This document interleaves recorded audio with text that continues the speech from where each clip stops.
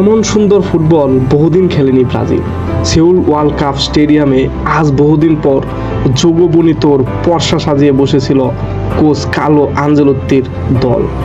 ছোট মেসি খ্যাত Estevao Willian ও Rodrigo গুয়েজের চূড়া গোল আর ভিনিসিয়াস জুনিয়রের লক্ষ্যভেদে ভর করে দক্ষিণ কোরিয়ার বিপক্ষে 5-0 গোলের বড় জয় তুলে নিয়েছে সেলেসাওরা।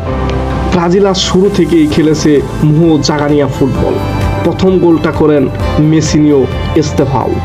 13 মিনিটে বক্সের বাইরে থেকে তাকে রক্ষণচেরা এক পাসে বল বাড়ান ব্রুনো গিমারেস। বক্সের ভেতর থেকে বলটা জালে জড়াতে ভুল করেনি তিনি। পরের গোলটা করেন রদ্রিগো। বক্সের ভেতর তার কাছে বলটা পাঠান ক্যাসিমিরো। ডান পাশ থেকে দৃষ্টিনন্দন এই বাঁকানো শটে বলটা জালে জড়ান তিনি। প্রথমার্ধে গোল এই দুটিই হয়েছে, তবে সুযোগ যা তৈরি হয়েছে ব্রাজিল, তাতে গোল হতে পারত অন্তত 6টা। একটা গোল তো অফসাইডের কারণে বাতিল হয়েছে, বাকি সব সুযোগ নষ্ট হয়েছে ফিনিশিংয়ের ভুলে। তবে প্রথমার্ধের ভুল দ্বিতীয়ার্ধে কমই করেছে সেলেসাওরা।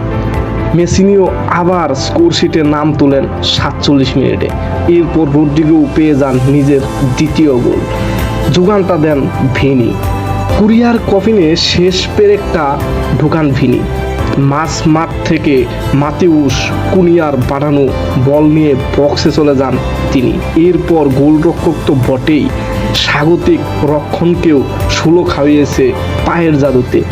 শেষমেশ সবাইকে হতভম্ব করে বল জড়ান জালে। ব্রাজিল তাই মাঠ ছাড়ে বিশাল ব্যবধানের জয় নিয়ে।